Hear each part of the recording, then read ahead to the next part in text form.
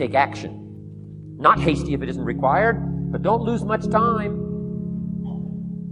Here's the time to act. When the idea is hot and the emotion is strong. That's the time to act. You say, Mr. Rohn, I'd like to have a library like yours. See, if you feel strong about that, what you got to do is get the first book and then get the second book.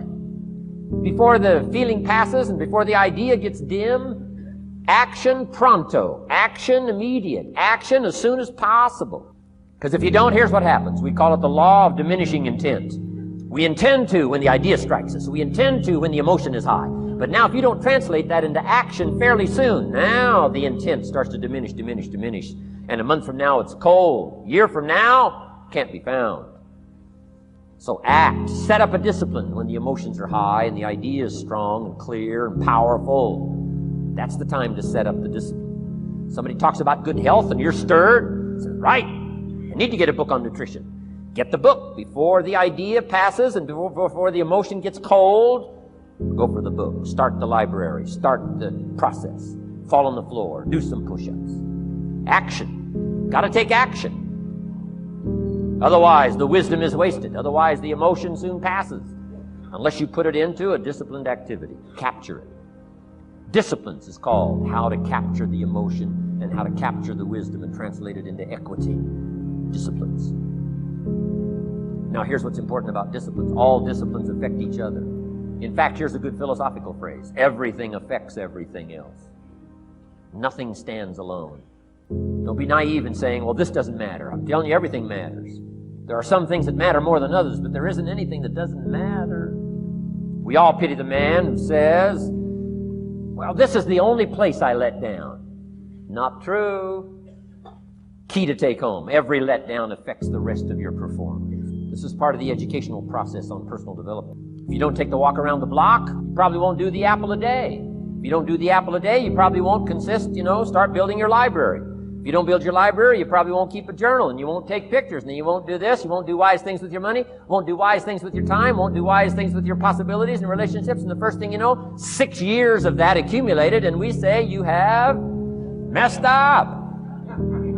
So the whole key to reversing that process now is to start picking up these disciplines. Now here's the positive side. Every new discipline affects the rest of your disciplines. Every new one affects the rest. That's why action is so important. The least action, the smallest action. Because when you start accomplishing and the value starts to return from that one action, it'll inspire you to do the next one and the next one and the next one. All disciplines affect each other. Every lack affects the rest. Every new affects the rest. The key is to diminish the lack and set up the new. And you've started a whole new life process. Also, one more thought on discipline. Here's the greatest value of discipline. Self-worth. Self-esteem. People are teaching self-esteem these days, but they don't connect it to disciplines. The least lack of discipline, and it starts to erode our psyche. One of the greatest temptations is to just ease up a little bit. The slightest lack of doing your best starts to erode the psyche. Instead of doing your best, doing just a little less than your best. Sure enough. You say, well, it's just going to affect my sales. No, it's going to affect your consciousness. It's going to affect your philosophy. Now you've begun in the slightest way to affect your own philosophy. Here's the problem with the least neglect. Neglect starts as an infection. And if you don't take care of it, it becomes a disease. One neglect leads to another. And the worst of all, when neglect starts, it diminishes our self-worth, our self-confidence, our self-value. You say, well, how can I get back my self-respect? I'm telling you, you don't have to go to 29 classes. All you have to do is start the smallest discipline that now corresponds to your own philosophy. Like I should, and I could, and I will. No longer will I let neglect stack up on me so that I will have the sorry scenario 6 years from now, giving some excuse instead of celebrating my progress. That's the key to discipline. Okay? Let's get kids involved in the least of disciplines. One more, and then one more, and then another one, and then another one, and then some more. And the first thing you know, you're starting to weave the tapestry of a disciplined life into which you can pour more wisdom and more attitude and more strong feeling, more faith and more courage. Now you've got something, a vessel in which to put it. And now the equities start to flow. And the early return, I'm telling you, if you'll start this process, the early return will have you so excited. You'll commit yourself to this strategy for the rest of your life. You'll never go back to the old ways. Join a new crowd. Join a new group. Wisdom of the world available. Transform your life spiritually, socially, personally, economically, and every other way. Teach you how to be rich and powerful and sophisticated and healthy and influential. How many people have a library card? Answer, 3%. 95, 97% couldn't be bothered. Guy specializes in happy hour, but he doesn't have a card.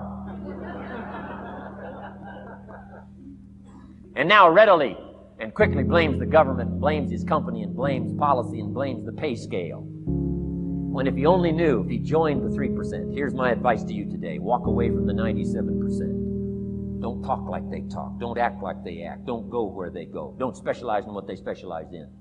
Throw away the blame list they cling to. Start you a new life. You say, well, is it as simple as getting a library card and join the 3%? And the answer is, of course. Of course. That's how easy this stuff is. This is so easy. It's so simple. It's not complex. You don't need a 2,000-year-old guru. You don't need multi-track affirmations. I'm telling you, don't. Affirmation without discipline is the beginning of delusion. Key.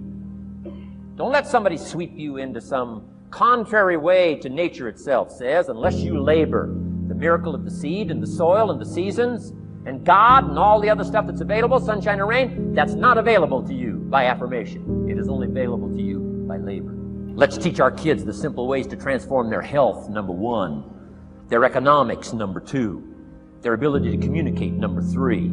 Their life and treasure and lifestyle, number 4. Spirituality, number 5. And the list goes on and on. Let's not leave out any of the least of disciplines that encourage us to do the next one, to do the next one, to do the next one. First thing you know, this whole scenario for you is spinning up instead of out of control on the negative side. This is all you got to do. It's as simple as this. It's as simple as a start, committing yourself to life change. And once you start down this road, I promise you, you'll join the 10% and the 3%. In our Leadership Weekend, we teach. Find out what poor people read and don't read it. I'm telling you, don't talk like they talk. Lend a helping hand, but don't fall into their poor philosophical scenario. Don't blame what they blame. Don't use the excuses they use. It's called the language of the poor. Switch gears, switch language, switch ideas, switch strategy. Start with the simplest of disciplines. And don't bemean any of these disciplines. The smallest of disciplines starts the process of life change. And if you'll invest in this thing called discipline, you can have whatever you wish. It's called the beginning of a miracle. Now here's the last clue on discipline. Do the best you can. I've got a good question for you. Is the best you can do all you can do? And the answer is no. Strangely enough. 2, doing the push-ups. Go from 5 to 50. It's a miracle. Number 1, do what you can. Number 2, do the best you can. Here's number 3. Rest very little. Don't rest too long. Why? The weeds take the garden. Kids have got that figured out. Can't rest too long. Here's the clue. Make rest a necessity, not an objective. The objective of life is not to rest. The objective of life is to act. Think of more disciplines. Think of more ways and means in which to use your own wisdom and your own philosophy and use your own attitude, your own faith, your own courage, your own commitment, your own desires, your own excitement. Join the 5%, join the 10%, join the 3%. Guess when I went and got this little book, Richest Man in Babylon? The same day I heard about it. I went and got it. Somebody says, well, Mr. Rohn, does that make you different than most other people? And the answer is yes. Somebody says, well, why is that? We don't know. We don't know. What do you know? You don't know. I don't know. None of us knows. Some do and some don't. The numbers don't change. Only the faces change.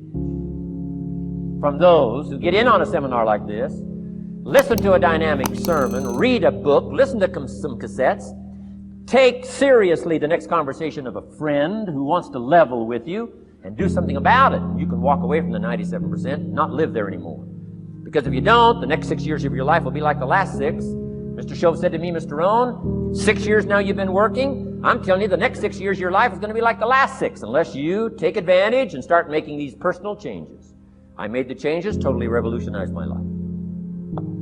So take a look at the next 5 years of your life. It's going to be like the last 5, unless you change. And if you will change, everything will change. Join the 5%. 10 years from now, the numbers are going to be the same. But I'm telling you, some faces in this audience can change and start showing up in the 3% crowd, and the 5% crowd, and the 10% crowd, and thereby dynamically affect your life and your future.